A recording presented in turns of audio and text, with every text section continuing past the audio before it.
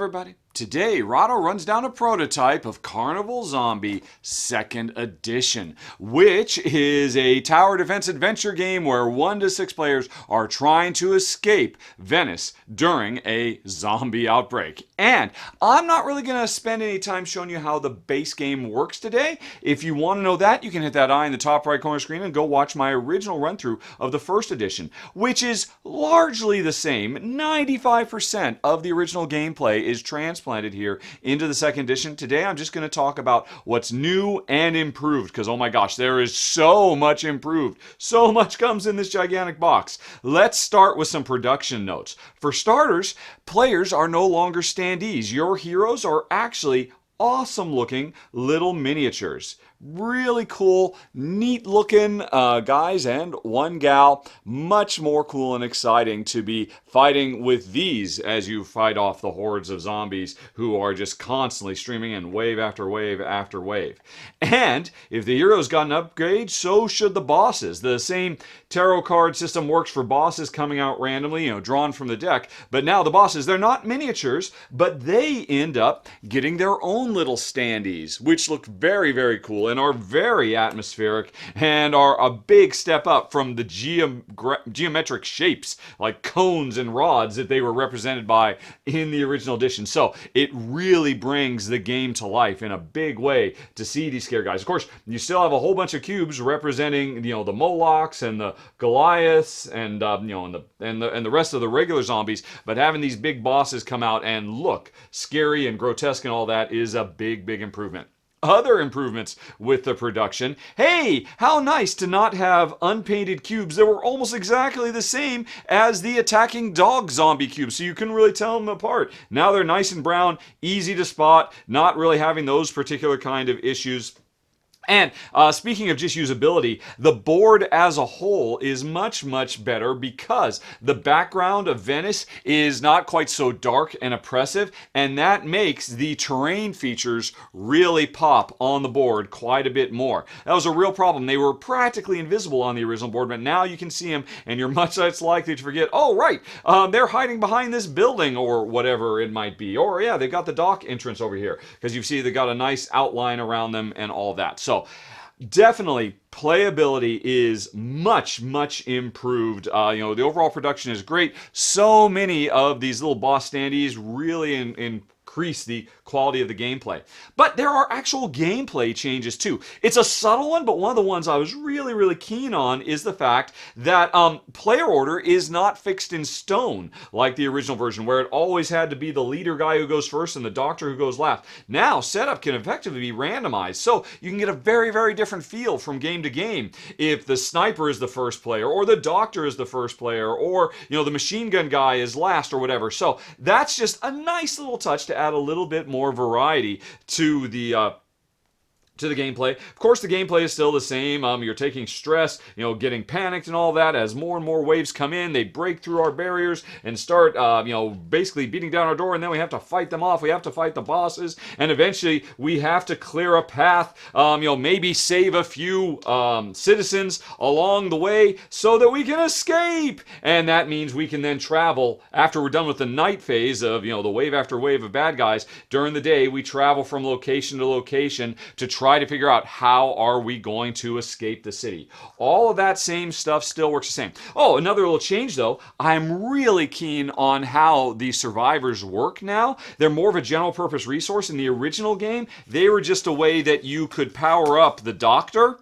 But now, instead, these are a resource you can use to sacrifice to basically, kind of feed them to the bosses. Whenever you need to, if a boss is going to be a really big problem in a given round, you can basically shut them down. And they have a couple other kind of sacrificial uses too. So that's really cool. They're not just limited to one character. They're available to everybody. So they're a more interesting and strategic element of the game. Now the daytime works pretty much the same, where you have to worry about the sunken parts of the city as we travel around trying to find the stuff we need to communicate with the outside world, to lead in the different ways that we can escape or defeat the Leviathan by finding the holy hand grenade and going right into the heart of the city to take him out. All that stuff still works the same, but more changes that I very much appreciate. One is the fact that Carnival Zombie was always a really long game.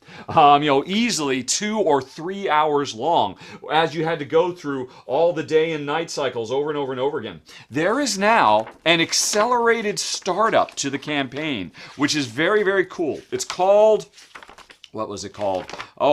The Story So Far, where basically, instead of playing through the first nighttime fight, like we normally do in the first edition, which takes quite a while, and at the end of the day, all it is kind of an extended setup, because you'll never lose the first nighttime assault. It just kind of sets you in a mode where, when we go into the first day, people are wounded, we've got a certain amount of barricades, we might have found some items, stuff like that. Now, you can basically skip that whole first extended setup by doing a randomized setup where you draw cubes from the bag, and depending on what type of zombie you draw, that has different effects. It weakens up your characters, maybe find some items and whatnot, and there's even a little bit of push your luck to it if you want to actually do it 3 times along the way. Very nice. And so the setup for the game, basically this probably takes half an hour's length off the game, which is very much appreciated. Really big improvement since the game itself is so long.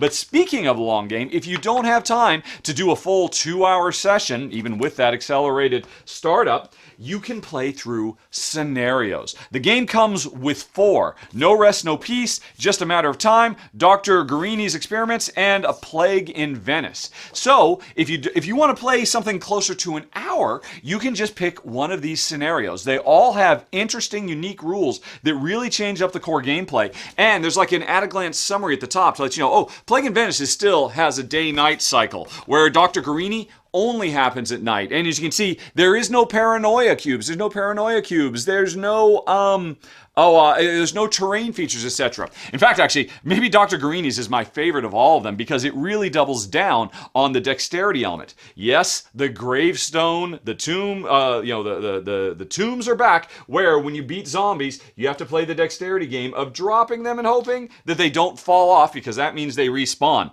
But Dr. Guarini's scenario doubles down on that, because you're trying to kill specific zombies, pulling them out of the graveyard to try to make these particular geometric shapes, and that's how you win, by completing experiments. He sent you in to find genetic material, and you have to stack these up in a certain way, so it's really doubling down. But there's another thing I really love about Dr. Guarini's. This is one of, if I recall correctly, 3 scenarios where, if you're playing with less than 6 players, nobody has to control multiple characters. If you watch my original run through, you know that was my biggest complaint about the original game, is no matter how many players you're playing, there's always 6 characters, 6 heroes that have to be controlled, split up amongst all the players. But Dr. Guarini, if you're playing a 2-player game, you can just go in with 2 players and it scales appropriately. So that's why I really love this one. Although the other ones are interesting too. One of them, actually, it's a 3-player minimum, unfortunately, but it introduces a a traitor amongst you that you have to worry about. And actually, the other one that has this player scaling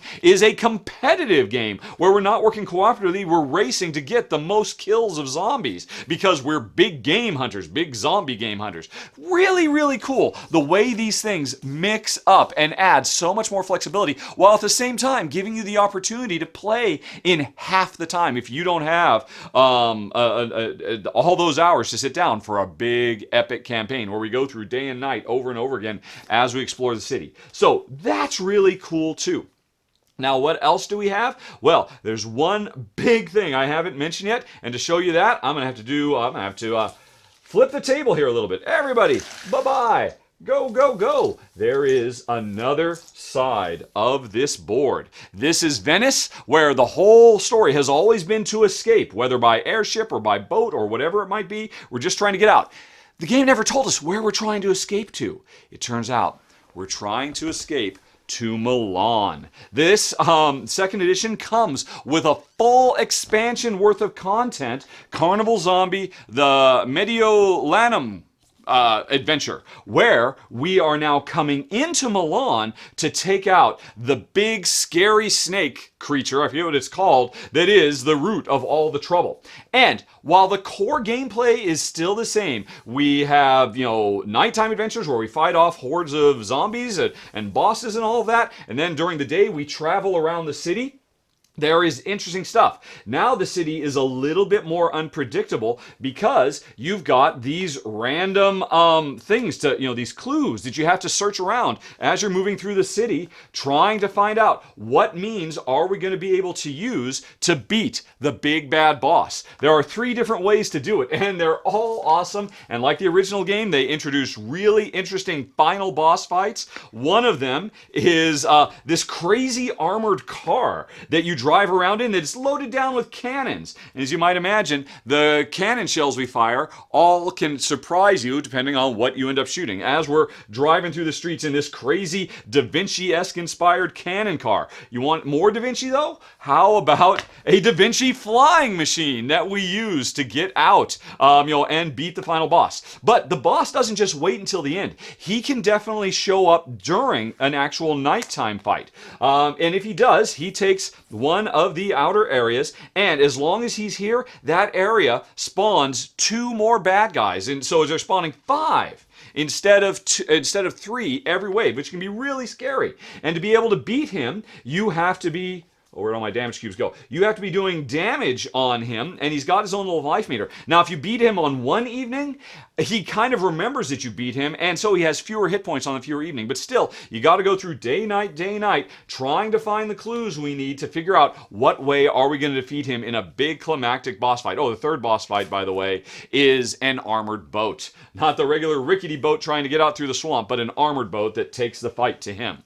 So, this radically changes the game up as well. And if you want more stuff to radically change the game up, on either Venice or Milan, you can introduce the Leonardo da Vinci inspired Uber weapons, which you don't know what they are. You have to actually go out and find them, and they can unlock really big, cool, super powerful Uber weapons that have to be loaded and then fired to really, take the fight to the zombies at nighttime. So that's another cool thing that can be layered in both ways. And if all that weren't enough, on top of everything else, the game introduces a unique 7th character who joins the cast of, the medic and the captain and all the rest of it. This guy, Menegino, is a really interesting one. He's a collector. What he does is he's got this organic gun that is like a grappling hook. It can actually grab the zombies. During the daytime when you stumble across zombies, he can actually capture those zombies. Or at nighttime, if zombies make it all the way up, they're in the barricade, instead of killing them, he can grab them and power up his weapons. And so he wants to fight and not kill the zombies, but turn them against the zombie brethren by using these kind of cool power-ups he gets. It's interesting, if he wants to, he can actually even grab zombies who are not in your barricades and pull them into the barricades so that he can fight them hand to hand and capture them to, power up all his different abilities. So a cool 7th character to add to all the other ones. So much neatness in this 2nd edition of Carnival Zombie. I cannot state enough how impressed I am. So many big improvements. Usability and whatnot. There are still some things I'm really not that keen on. They are still insisting on calling lanes, I can never remember, are they caves? And, a quadrant is a pit. It drives me nuts. Stop doing whatever. I think this is a pit and this is a cave. But of course, so there's some weird little things like that, some naming conventions and whatnot. But on the whole, this 2nd edition is such a quantum leap in gameplay quality over the 1st edition, from presentation to gameplay, all the new scenarios. Oh, by the way, I forgot to mention, the end bosses, sequences, the boat, the Freedom Bridge, the airship, the Holy Bomb, these are what you normally have to play all the way through a big old epic 3-hour campaign to finally get these final confrontations. Now, if you want, you can use the story so far, quick setup to jump right into the final boss fight. So you can have a quick little half-hour game as well. I mean, if you've played several times, we never actually find that holy hand grenade to beat the guy. Well, hey, just play an entire session devoted to beating him if that's how you want to mix it up. And the same is true for these scenarios: big game hunting, death in the fog, plus armored car, aerial screw, and destroyer ship that come with the Milan side of the board. So much flexibility, so much freedom. The same cool, very exciting, fun tower defense by night, exploration and adventure by day gameplay that made Carnival Zombie so cool. Now we've got the second edition, and that's the rundown, folks. Thanks very much for watching. Have a very nice day. Talk to you later. So long. Bye-bye.